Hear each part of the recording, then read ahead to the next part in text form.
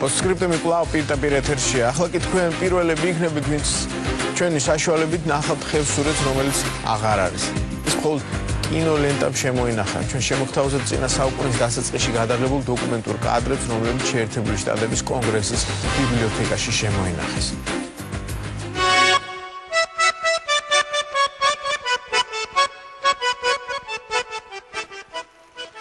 ხევსურები ნიუ-იორკის ფოტოალბომს ათვალიერებენ. ეს კადრები 77 წლის წინ მყინვარების ამერიკელმა სპეციალისტმა უილიამ ოსგუთფილდმა პირაქეთა ხევსურეთში, სოფელ ბისოში 16 მმ-იან კინოფირზე გადაიღო. კადრები კონგრესის ბიბლიოთეკიდან ისტორიკოსმა ირაკლი იაკობაშვილმა ერთი თვის წინ ჩამოიტანა. ფილმი გადაღებულ 1933 წელს. თვითონ ფილმი ცხოვრობდა ბისოში დაახლოებით 10 წლის განმავლობაში. ჩანს რომ სოფელი დიდი იყო. მეთე 10 კომლი მაინც ჩანს სოფელში რომ ცხოვრობდა.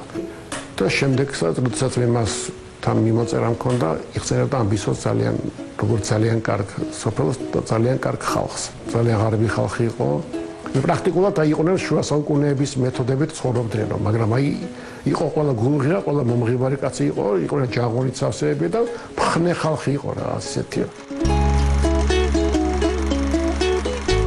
გოგონა წყალს ჭაუხების ფონზე ავსებს. ამ ადგილას ახლა საავტომობილო გზა გადის, მაგრამ მანქანა სოფელში იშვიათად ამოდის, იმიტომ რომ ბისოში ხალხი აღარ ცხოვრობს. აი ესეც ბისოს ჩამოსასვლელი. აი ძველი სახლები. ერთმანეთს მიბჯენილი ხევსურული ბანიანი სახლები დაშლილია. ნამოსახლარებს შორის რამდენიმე შედარებით გვიანაგები სახლი დგას. ასეთ სახლებს ეტყობა, რომ ხანდახან აკითხავენ ხოლმე, მაგრამ მუდმივად აქაც არავინ ცხოვრობს. ბისოდან პირაქეთა ხევსურეთის ბოლო სოფელი ხახმატი მოსჩანს. მოდი პეპი. საძოვარზე ხახმატელი ქალი ვიპოვნეთ, რომელსაც სამძიმარი ჰქვია. გვარად არაბულია. წესით მან უნდა იცოდეს მეზობელი სოფლის ბისოს მაცხოვრებლების ამბავი. მე სადღაც 14 გვამს მოვესწარი. 14 მაცხოვრებლის ბისოში. ეხლა არც ერთაღარა.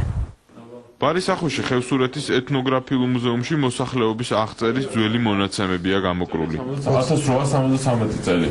ანუ 128 წლის წინ ბისოში 24 ოჯახი ცხოვრობდა. 1900 შემდეგი აღწერა 1926 წელს ჩატარებულა. 20 ოჯახი, ეგარი 30-იან წელს. მე 60 ყოფილა 10 ოჯახი. კი.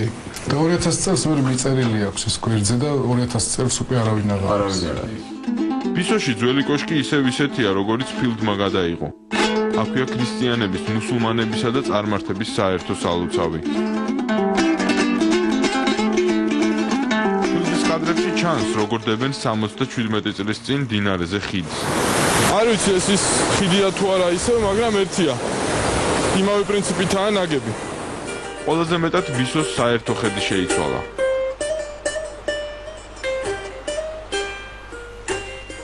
ბისო ქეთელაურების სოფელი იყო.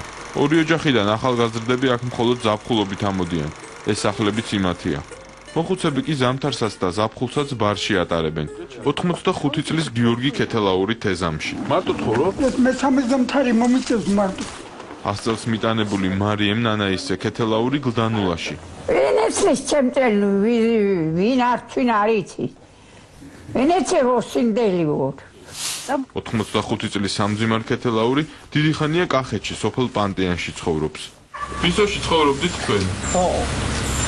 იმავე გორაზე სამძიმარის ძმა ცხოვრობს, რომელიც მასზე 3 წლით უფროსია, სახელად ნადირა. აბა ეხა განახებთ ძველ ბისოს. იმათვისაც ძველი ბისო ახსოვს ფილდის ფილმი მთლიანად ვაყურებინეთ.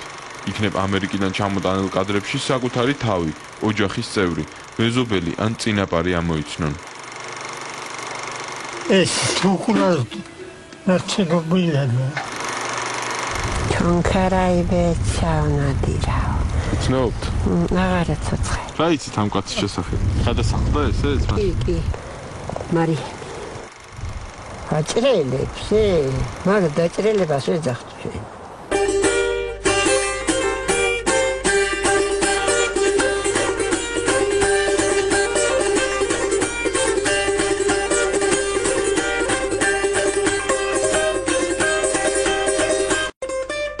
ბისოდან რატო წამოვიდა ხალხი?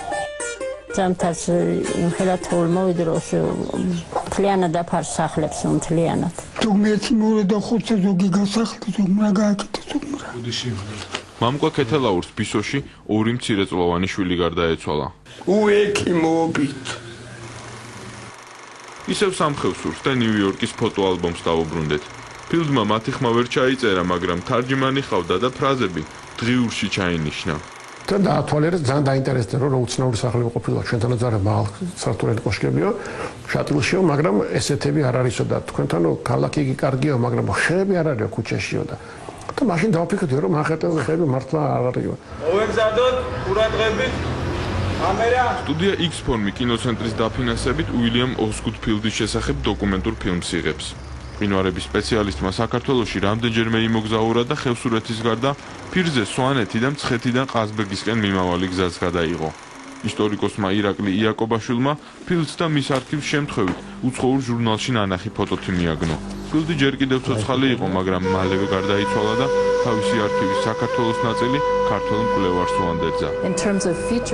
დარწმუნებული ვარ, ამერიკის არქივებში ასეთი სხვა ფილმებიც ინახება. ამერიკაში დაბრუნებული ოსგუდფილდი მოგზაურთა კლუბის წევრებს საქართველოს ნახვას ურჩევდა. 80 წლის შემდეგ ბისოს კვალდაკვალ მეზობელი სოფლების სარიელდება. რამდენიმე დღის წინ ხახმატის ერთ-ერთი ბოლო მოსახლე სამძიმარ არაბული გამოსაზამთრებლად საქონელთან ერთად ბარში ჩამობარგდა. გაზაფხულზე თუ ცოცხალ ვერ ისე მომავალი.